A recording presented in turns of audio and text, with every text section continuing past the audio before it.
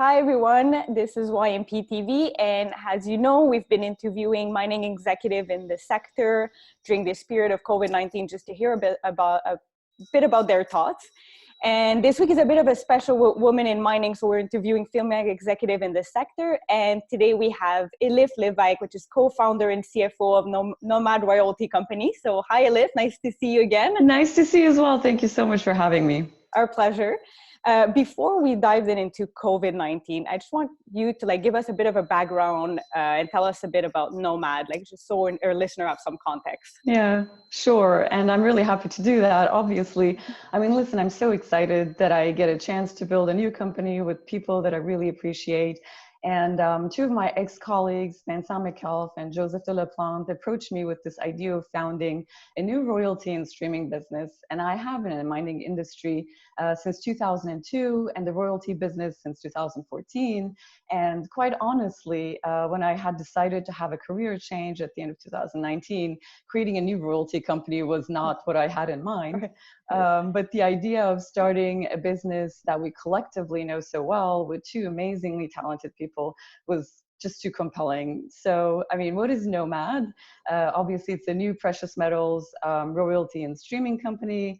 We're actually using a shell company that was listed on the TSX Venture to acquire two portfolios from the Orion Group and Yamana Gold, two very strong partners, and that we know well from previous transactions. And basically, we're going to graduate to Toronto Stock Exchange at closing, and it will constitute a reverse takeover transaction by the Orion portfolio.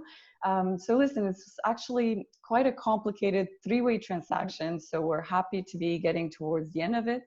And once the transaction is closed, the company will be trading on the Toronto Stock Exchange with a market capitalization of about $460 million under the ticker NSR.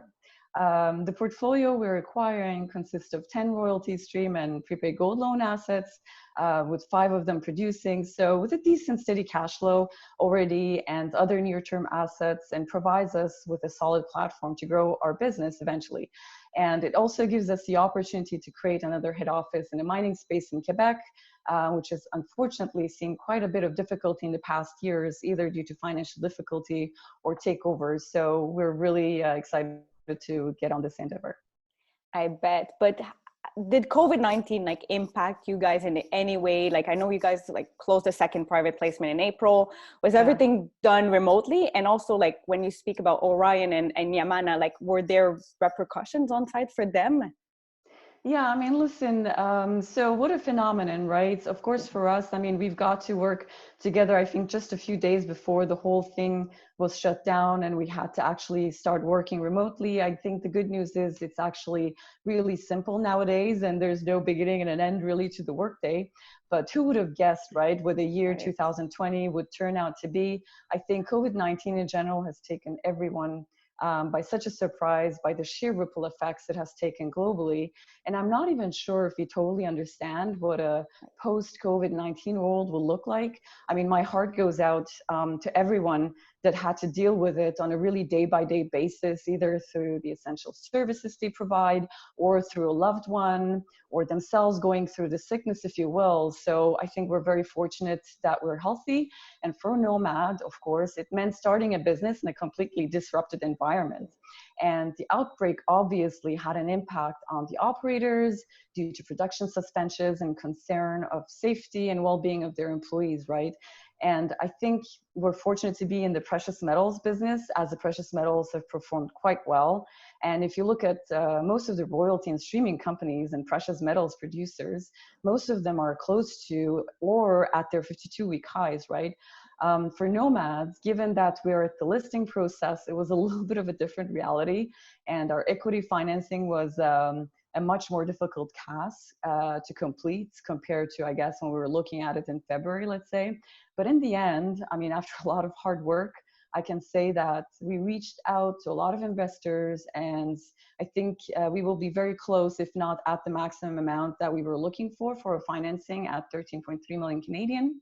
And The rest of the process was mostly exchange driven, a lot of legal and financial work for the requirements of the listing. So we were able to keep it efficient, I must say, and we pushed through as much as we can. And obviously the assets we're acquiring from Orion and Yamana were also impacted by the outbreak. And if we consider those that are generating revenues already for Nomads, we have seen suspensions at the Woodlawn mine in Australia and Mercedes mine in Mexico. So of course we're following them closely, the developments and whatnot, but I'm happy to say we're almost at the end and we're really counting the days and looking forward to it.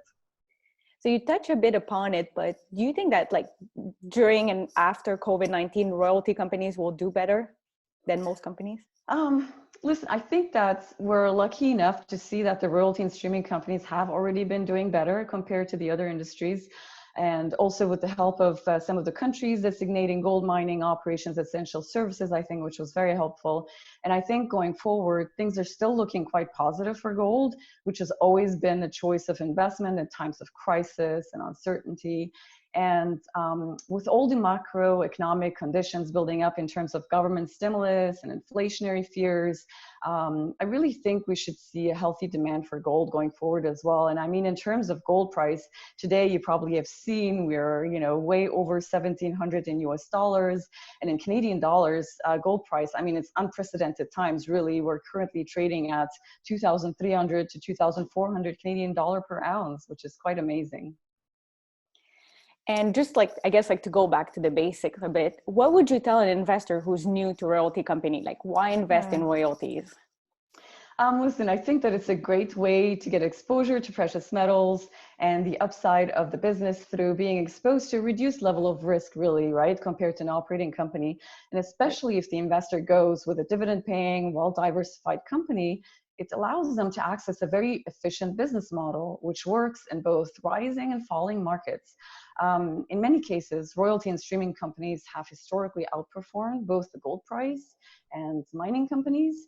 The fact that a royalty and streaming company is better able to diversify, not be concentrated on a single mine, let's say, or a limited number of operations, I think is a huge factor in terms of mitigating the risk. And I think investors really get the chance to be exposed to a higher number of operations and producers at the same time through the royalty and streaming companies. And you mentioned gold and like high gold prices, and we've seen it because of all those like monetary and fiscal policies and like quantitative easing, lowering interest rates. Yeah. But I've spoken to some speakers that says like they were not as bullish on gold because they said, well, there was a similar scenario in 2008 where there was a lot of printing money, but the upward trend did not continue in gold, and we didn't see gold at $5,000 an ounce or so on and so on. So what are your thoughts on it? I think the difference with the 2008 crisis is how this pandemic really has such a larger and broader effect on the world and across industries. I mean, I'm not sure if we have ever lived a dynamic that is in comparison to what we're living right now. So in that sense, this is, in my opinion, not comparable to the 2008 crisis. And everything we knew as normal is actually being tested right now. I mean, I'm not sure if we understand the intensity of the effects around the world and economies. So I think in this environment of extreme government stimulus, lower interest rates, and inflationary pressures, it is hard to imagine a world that will not come with high demand for gold. So yes, I mean, I am definitely looking for a bullish gold, and I'm definitely one of those that believe that the gold has still higher levels to reach. So we'll step away from pandemic and crisis and then just like talk about like women in mining, because we're doing this special this week with females executive. And so I just wanted for you to tell our listener a bit of your background and how you came to be like the CFO of Nomad. Yeah, I mean, it's really a subject that I hold very dear to my heart, and I'm so happy with the way WIM operates and the way they bring the women in the industry together and support them through the whole networking process. There are definitely not nearly enough women, especially in higher management and board levels still. We have seen improvements in the last years, but I'm looking forward really to see more. I mean, I have been fortunate to have a wonderful career in mining that started with an international gold producer, Cambior, out of Montreal. And I used to travel quite a bit often to sites, different sites, and was close to operations. And that was followed by me being a part of an amazing success story with the Canadian Malartic mine of Osisko, and most recently setting up Osisko Gold Royalties as a royalty company since its creation in 2014. So I feel very fortunate kind of to have touched so many different aspects of the mining industry, if you will, and it's been definitely extremely exciting and never boring, very, very interesting. So the creation of Nomad, it's like the cherry on the top with Joseph and Vincent, although unexpected, is quite an exciting opportunity to build a new generation company. And I find it actually quite funny that this time around, I'm the one that drives the average age higher. Good point. And we're just 3 to begin with, but I'm definitely looking forward to add more female talent to the team, that's for sure. That's great. That's great. And as a woman executive, what advice would you give to young professionals who are starting their career in this period, and also like to those who are thinking about joining us? Yeah, I mean, I definitely sympathize with them. Now is definitely not the easiest time to start anything new, right? I mean, I was just talking to a friend the other day who had recently gotten a promotion, and she was talking about how strange it feels just because she has not even met her colleagues in person yet. And but as I mentioned earlier, I think the effects of this crisis are so broad. I think of much more difficult industries. I can think of much more difficult industries to be joining right now, right? I have, if I have learned anything from my mining industry experience in the past 18 years, it's really the resilience. I mean, how many times have we been tested? I think that there were, times when I first started my career in mining and the gold price was $200 US per ounce levels. And I mean, I can't even imagine how mining companies were profitable then, right, at the time. And we did operate at those levels. So no hesitation, really. This is an industry that has adapted so many different market environments and challenges. I can guarantee you it will survive again and actually come out of it probably much stronger with much more tools to deal with it in the future as well. And do you have any last piece of advice for our listeners, and like for investors at least, and also like millennials members?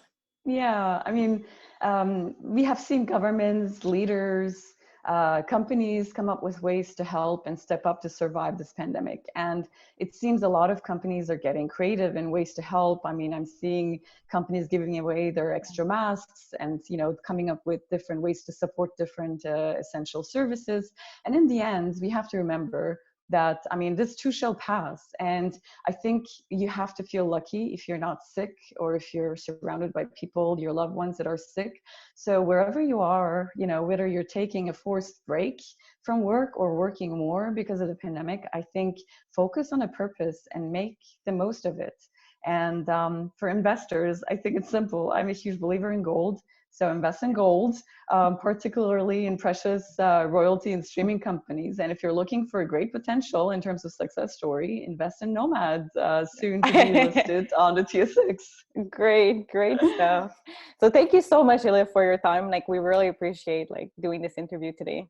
So my pleasure. Really, really happy to have the opportunity. Thank you. Thank you, Bianca. Thank you, and stay safe.